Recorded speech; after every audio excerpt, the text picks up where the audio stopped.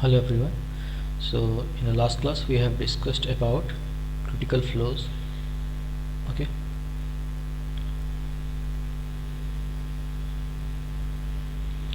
Critical flow. What is critical flow? Critical flow is when float number equal to 1. What is float number? Float number is V upon under root GT equal to 1. This is the condition for critical flow. In this float numbers formula, V stands for flow velocity, G stands for gravity, acceleration due to gravity,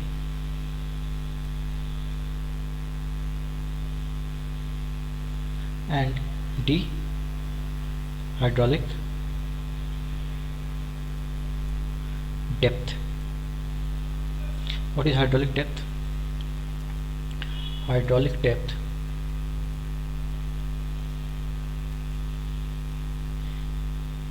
may be represented by D or may be represented by somewhere L. It is actually area of flow by top surface, width of the top surface. This is hydraulic depth. Today we will see what is critical flow. Okay, its computation,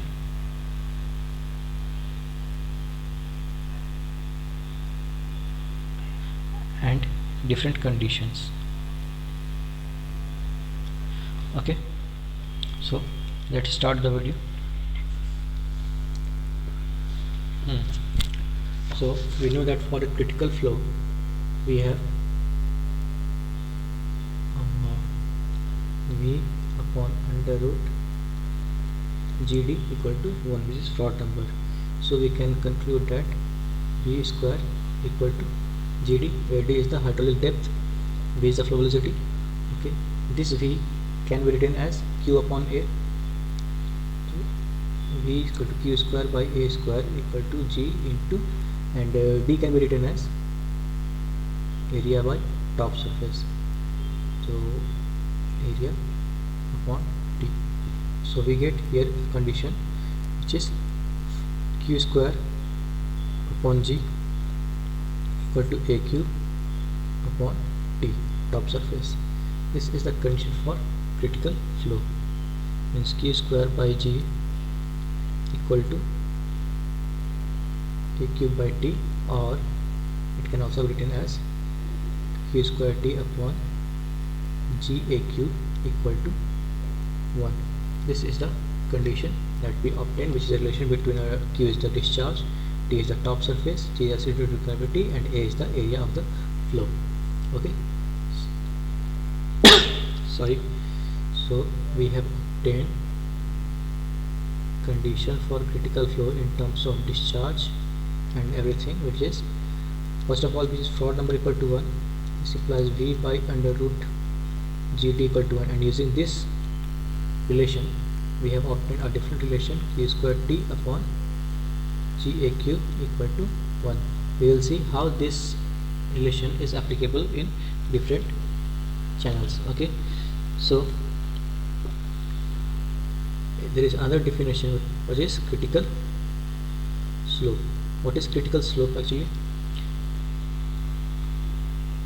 we have this channel bottom, this is the flow. So the critical slope is that angle of the channel bottom at which the flow is in a critical state. Okay, so it is the angle of the channel bottom. So critical slope by definition is the bottom slope at critical flow. And what is the condition at critical flow? At critical flow, the specific energy is minimum. Okay, so let's jot down the points that is related to critical flow. For critical flow, float number equal to 1 means V by under root GD equal to 1, and specific energy is minimum.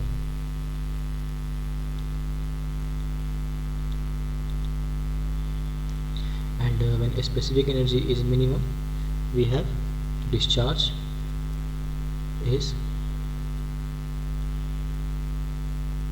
maximum. Okay, so these are the few conditions related to critical flow. Now let's derive the condition for a critical flow in rectangular channel. Critical flow condition in rectangular channel. So we can see that in case of, if a channel is rectangular, then this is the bottom and this is the top surface of the water. So we can see that the top surface of water is equal to channel bottom. Okay, so we have to remember this thing. Okay, so what is the condition of critical flow? We have obtained Q square T upon GAQ equal to 1. Okay, so sorry, we can write it as Q square upon A square G equal to A upon T. Okay, we have taken A cube of here,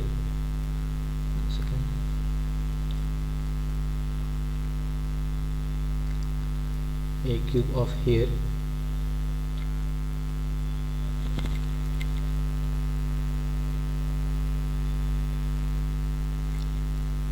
this one to A square and A. Okay,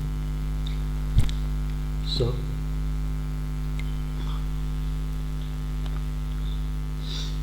is a rectangular channel.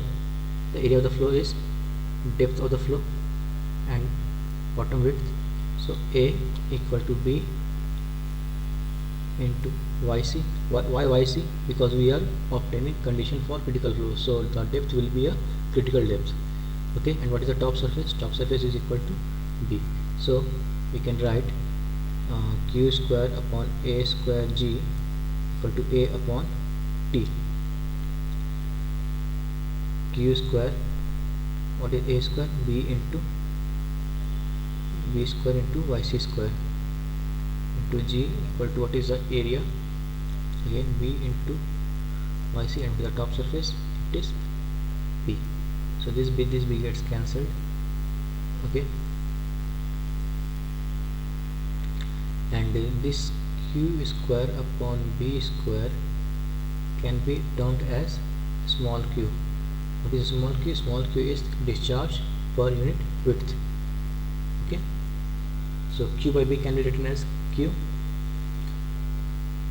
So we can write Q square upon YC square into G equal to YC. Okay, arranging these terms we get Q square upon G equal to YC cube. So what is YC? YC is equal to Q square upon G to the power 1 by 3. This is the condition for critical flow in rectangular channel. Okay, so if we asked in a question that for a rectangular channel what is the critical depth, if the discharge per unit width is given, it is Q by B. If any other things is given, then YC is equal to Q square upon G to the power 1 by 3. Okay, you have to remember this thing. Now coming to the specific energy. What is the specific energy? Specific energy E is equal to Y plus V square upon 2G. So E equal to Y, we can write V square as Q square upon A square. Okay,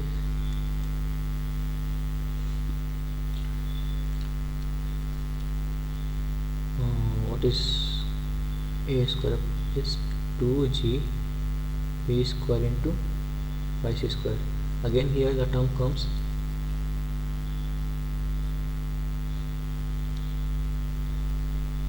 this q square by b square can be written as small q.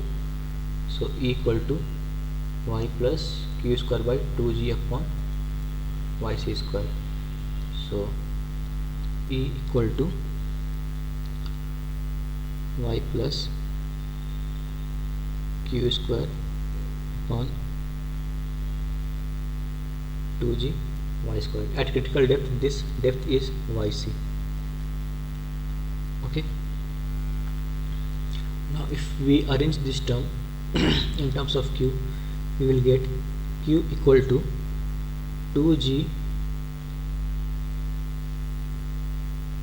under root specific energy minus y into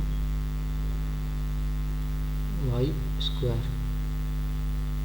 Okay, this point is also important to be remembered. Okay, now we can put the terms, so we can get for this q to be maximum, what we get, we should get the relationship as dq by dy should be equal to 0 for this thing to be maximum. So write down as for discharge per unit width to be maximum, we have dq by dy equal to 0. What is q? Q is equal to 2g up e minus y into y square. Okay, so we will differentiate this term with respect to y and put it and equate it equal to 0. So we get the value of minimum specific energy equal to 3 by 2 of y. Okay, so we have obtained for rectangular channel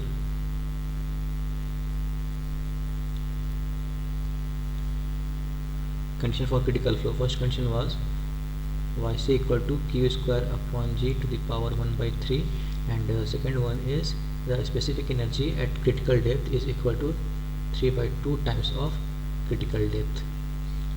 Okay, so these two conditions are for rectangular channel. I hope this is clear. The differentiation part is of not that much important. Okay, you can easily differentiate this dq by dy. Okay, this y term is variable and these terms are constant. You can get it as 2ge minus 2g y into y, again 2g ey minus 2g y square. In a similar manner, you can always differentiate it and obtain the results, equate it equal to 0 and then obtain the result, and the result will come as equal to 3 by 2y. Okay, so there is not much needed to show the derivation. Let's come to the second channel section. The second channel section is actually critical flow for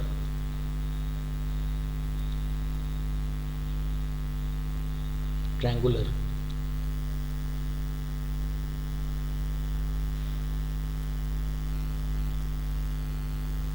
channel section. Okay, so for the triangular channel section, if we obtain this as a triangular channel section, this is the water surface. Okay, so this is the depth of the flow. If the slope of the channel section is 1 in m, so what is this distance? This distance is equal to m into y. Okay, so what is the total distance? Means the top surface length is 2my, and what is the area of the flow? Half into 2my is the base into height is y. So the area of the flow is half into 2my into y. This comes to be m into y square. This y is always critical depth. Okay, always assume it as a critical, because we are studying critical conditions.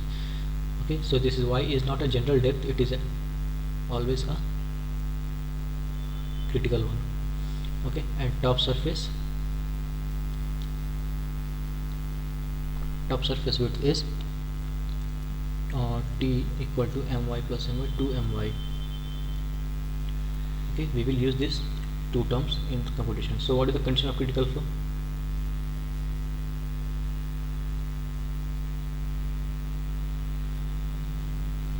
Condition for critical flow is q square T upon Ga cube equal to 1. So put the values of top surface as q square into what is the value of T top surface was 2my. G and what is a cube was actually my square, so it should be m cube to y to the power 6 equal to 1. Okay, so we can obtain the value of y as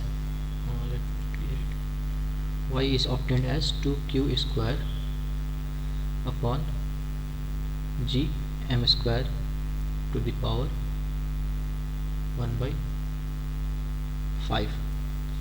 Okay, this is the condition for rectangular channel. Okay, what is q? Q is a discharge here. Okay, why we are not using a small q here, q by b? Because this b, the width of the channel, is varying from here to here. Okay, but in rectangular channel the width was always a constant. Okay, for this depth, for this depth, for this, b was always constant. So we used term q by b for rectangular channel, but we didn't use the term q for triangular channel. Okay, I hope this is clear. So yc equal to 2q square upon m square g to the power 1 by 5, where m is slope side or side slope,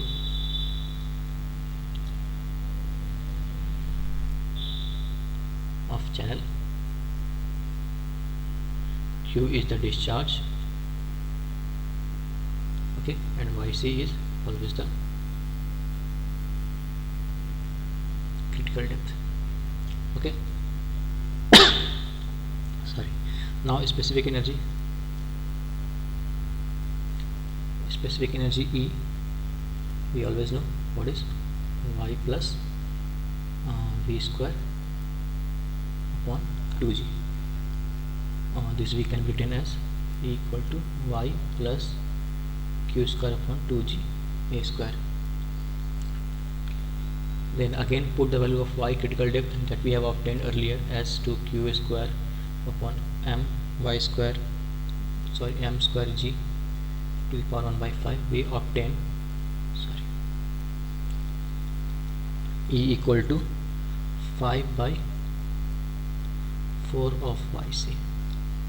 Okay, this is important result. So for triangular channel,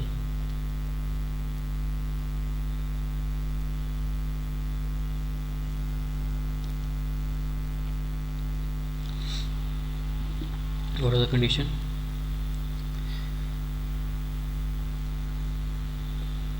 Q square 2q square upon g m square to the power 1 by 5, and what was the specific energy E equal to 5 by 4 of yc or 1.25 of yc. Okay, these are two different. So in a similar manner we can obtain all the, for circular channel, for trapezoidal channel section, we can all obtain the condition for critical flow. We always have to remember q square T upon Ga cube equal to 1. This condition, this is the condition for critical flow. This is a general condition.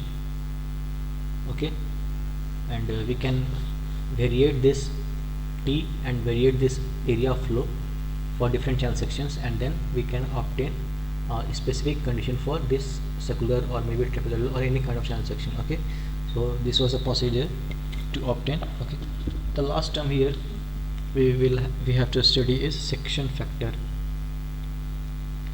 What is section factor? It is represented by Z.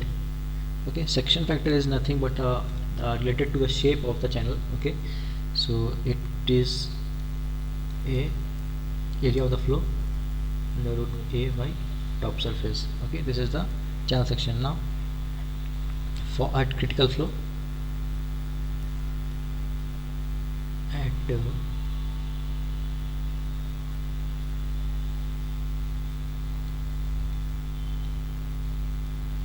critical flow, what is the value of section factor? We can use the relation q square t upon GAQ equal to 1. We can obtain ZC equal to QC by under root G, okay, or maybe as QC equal to ZC under root G. Okay, so this was the only channel section. Now the next term that we are going to introduce is channel transition.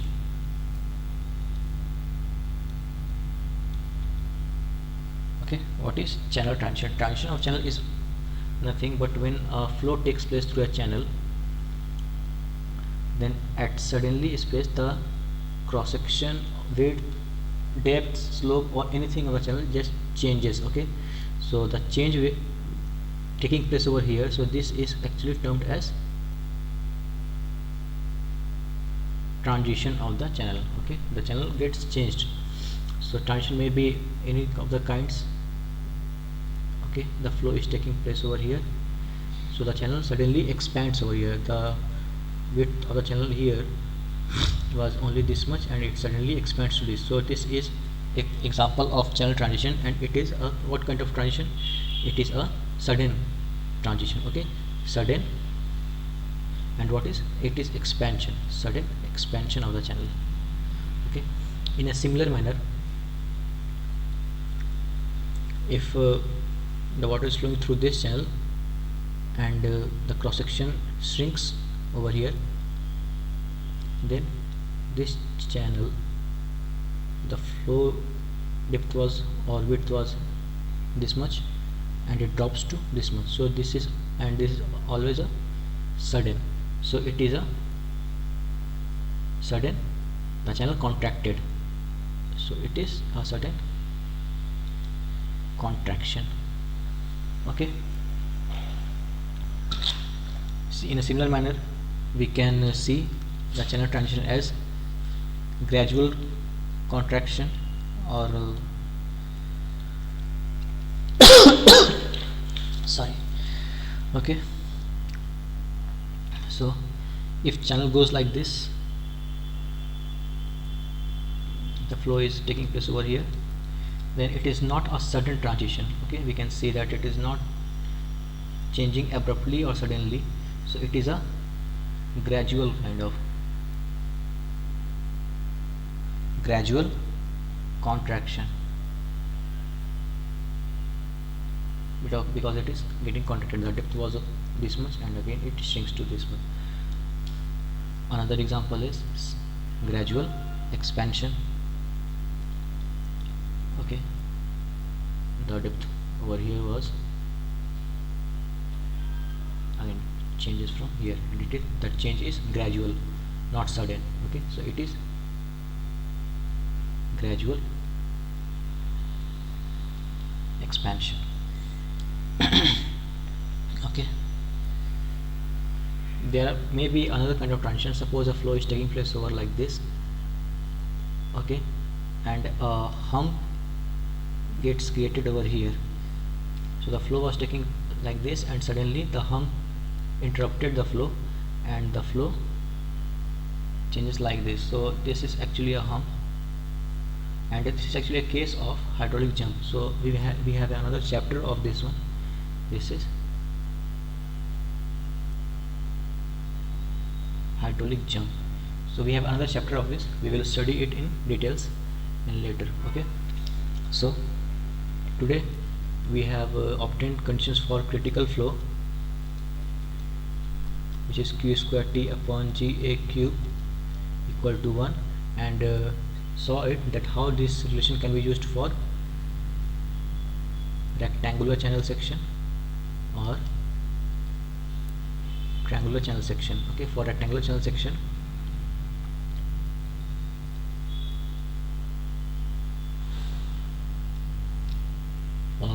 channel we have condition as yc equal to q square upon g to the power 1 by 5. And what was the specific energy? Specific energy was 3 by 2 of critical depth. Okay, we have used term q over here because in rectangular channel the width is always a constant. The top width, the bottom width is a constant term, so we can use the term discharge per unit width. Okay, in triangular channel section we have obtained the condition as yc equal to 2q square upon gm square to the power 1 by 5 to the power 1 by 5. And what was the specific energy? Specific energy was E equal to 1.25 of yc. Okay, we have used a full term discharge over here because in triangular channel section the width is not a constant one, so we cannot define discharge per unit width because the width is varying continuously from top surface to the channel bottom surface. Okay, now we have completed the uniform flow in open channels. Now we will start about non-uniform flow in open channels. So let me give you a brief idea of non-uniform flow. Non-uniform flow means in which the depth of the flow changes is a non-uniform one. Non-uniform flow means the depth is always varying. So non-uniform flow can be divided as gradually varied flow or rapidly varied flow. What is GVF? This is gradually varied flow. What is gradually varied flow? Suppose we have a reservoir over here or dam over here. The flow is taking place from here, but the dam here will restrict this flow. So what happens? It certainly the depth changes and the water passes from here over to here. So this is the flow where the depth changes gradually. Okay, so this is a gradual variation of the flow, so it is called gradually varied flow.